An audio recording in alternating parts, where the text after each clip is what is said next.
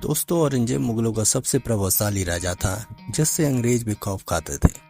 मुगल बादशाह शाहजहां के मरणोपरांत जब चार भाइयों में राज्य सत्ता और गद्दी के लिए युद्ध छिड़ा, तो इसमें औरंगजेब अपने सभी भाइयों को पराजय कर मुगल सत्ता पर काबिज हुआ।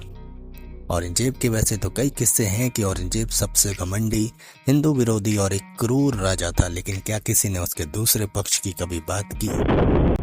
औरंगजेब के क्रूर राजा होने के साथ साथ उसमें कई अच्छाइयां भी थी, जैसे वो अपने सर्वाइवल के लिए अपने राजकोष से कभी पैसे नहीं लेता था।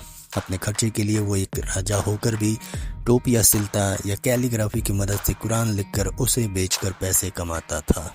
रिचर्ड नेटन की किताब से ये मालूम चलता है कि औरंगजेब ने यकीनन मंदिर तुड़वाए, लेकिन केवल 12 मंदिर, और हर मंदिर तुड़वाने के पीछे की वजह अलग अलग रही थी।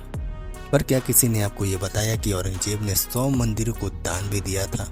जी हाँ, बिशंबरनाथ पांडे की किताब फरमान्स ऑफ औरंगजेब से ये मालूम चलता है कि औरंगजेब मंदिरों में दान भी किया करता था। जैसे औरंगजेब ने वृंदावन के कृष्ण मंदिर, असम के कामाख्या मंदिर और उज्जैन के महाकाल मंदिरों तक में दान दिया।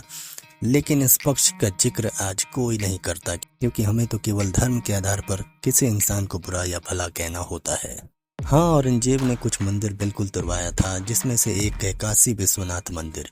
लेकिन वो इसलिए तुड़वाया गया क्योंकि मंदिर के भीतर कुछ अवैध अपराध हो रहे थे, जिसकी वजह से हिंदू राजाओं के शिकायत करने पर औरंगजेब ने उस मंदिर को तुड़वाया। औरंगजेब को सिर्फ अपने राज्य का विस्तार करना था, वो केवल इसी सोच से शासन कर रहा था। उसके मन में कोई भी धर्म को लेकर कोई कट्टरता नहीं थी। इसके उदाहरण के तौर पे अतर अली की किताब of the form this Aurangzeb courts formation में बताया गया है कि हिंदुस्तान में जितने मुसलमान राजा हुए, उसमें सबसे ज्यादा हिंदू ऑफिसर औरंगजेब के दरबार में ही थे। राजा रघुनाथ राय, जो औरंगजेब एडमिनिस्ट्रेशन के फाइनेंस डिपार्टमेंट को संभाल रहे थे, तो दूसरी तरफ जय सिंह और जसवंत सिंह, ये दोनों आर्मी ऑफिसर थे जो आर्मी डिपार्टमेंट संभाल रहे थे। इवन शिवाजी से युद्ध लड़ने के लिए औरंगजेब ने जसवंत सिंह को ही भेजा था, क्योंकि शिवाजी औरंगजेब की कुछ टेरिटरीज को ग्रेजुअली एक्वायर करते जा रहे थे। लेकिन मैं बता दूं, उधर शिवाजी की सेना में भी इब्राहिम कादिर और दौलत खान लड़ा करते थे। तो शिवाजी की आर्मी में मुसलमान और औरंगजेब की आर्मी में हिंदू ऑफिसर थे। तो ये सारे तथ्य क्लियर है समझने को कि उस वक्त हिंदू मुसलमान वाला कोई सेल नहीं था। बट जिसने हिंदू मुस्लिम का पीरियडाइजेशन किया वो थे ब्रिटिश हिस्टोरियन जेम्स मिल।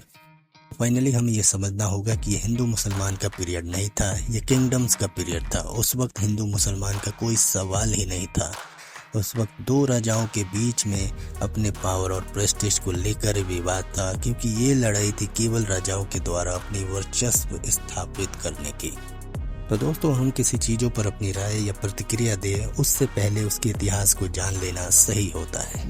हम आज विचलित इसलिए हैं क्योंकि हमें व्हाट्सएप यूनिवर्सिटी के द्वारा बरगलाया जा रहा है, भरमाया जा रहा है, इतिहास के तथ्यों को गलत दिशा में पिरोया जा रहा है। लेकिन हमें अपने दिमाग को ब्रेन वॉश होने देने से बचाना है।